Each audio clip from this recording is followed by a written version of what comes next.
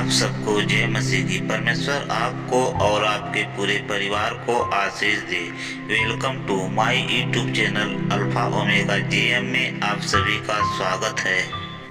राजाओं की पुस्तक भाग 2 के अध्याय 4 वचन 1 से 7 में हम देखते हैं।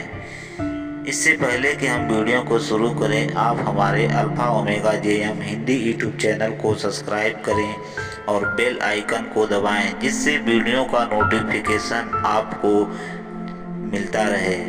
आइए हम वीडियो को स्टार्ट करते हैं। एलीसा और एक विधवा की कहानी। भविष्यवक्ताओं के चेलों की पत्नियों में से एक स्त्री ने एलीसा की दुहाई देकर कहा, तेरा दास मेरा पति मर गया और तू जानता है कि वह यहोवा का भय मानने वाला था, पर जिसका वह कर्जदार था वह आया है कि मेरे दोनों पुत्रों को अपने दास बनाने के लिए ले जाएं। एलीसा ने उनसे पूछा, मैं तेरे लिए क्या करूं? मुझे बता कि तेरे घर में क्या है। उसने कहा, तेरी दासी के घर में एक हांडी तेल को छोड़ और कुछ भी नहीं। उसने कहा, तू बाहर जाकर अपनी सब पड़ोसियों से खाली बर्तन मांग ले और थोड़े बर्तन न लाना। फिर तू अपने बेटों समेत अपने घर में जा और द्वार बंद करके उन सब बर्तनों में तेल उंडेल देना और जो भर जाए उन्हें अलग रखना।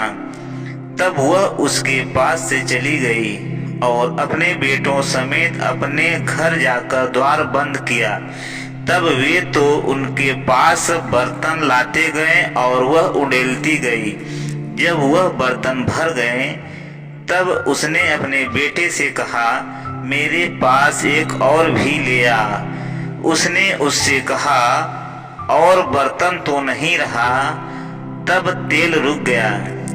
तब उसने जाकर परमेश्वर के भक्त को यह बता दिया और उसने कहा, जा तेल बेचकर ऋण भर दे और जो रह जाए उससे तू अपने पुत्रों सहित अपना निर्वाह करना। जब मूसा की व्यवस्था में दासत्व को कर्ज चुकाने का अनुमति दी, एक व्यक्ति जो अपने ऋण का भुगतान करने में सक्षम नहीं, वह खुद को या अपने बेटे को दास के रूप में नहीं बल्कि किराए के नौकर के रूप में सेवा प्रदान करेगा। लैब व्यवस्था 25-39 वचन से 42 तक हम देखेंगे।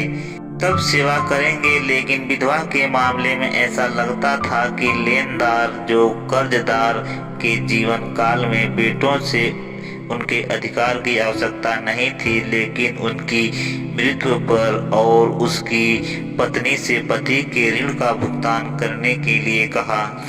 जैसा कि एलीसा ने सोचा कि वह विधवा की कैसे मदद कर सकता है, उसने पूछा कि आपके घर में क्या है। सवाल ने नबी की देखभाल और चिंता को दिखाया। फिर उसने जवाब दिया, केवल एक जग तेल छोड़कर और कुछ भी नहीं। परमेश्वर हमारे पास जो है उसका उपयोग करता है। परमेश्वर के पास असीमित संसाधन हैं और उसके बर्तन के तेल के बिना स्त्री की आवश्यकता पूरा कर सकता था, लेकिन उसने जो उसके पास था इस्तेमाल किया और उसने उसे आशीष दी। तब एलिया ने एलीसा के घर में एक अद्भुत चमत्कार किया। फिर नबी ने विधवा से कहा, जा अपने सभी पड़ोसियों से उधार बर्तन ले।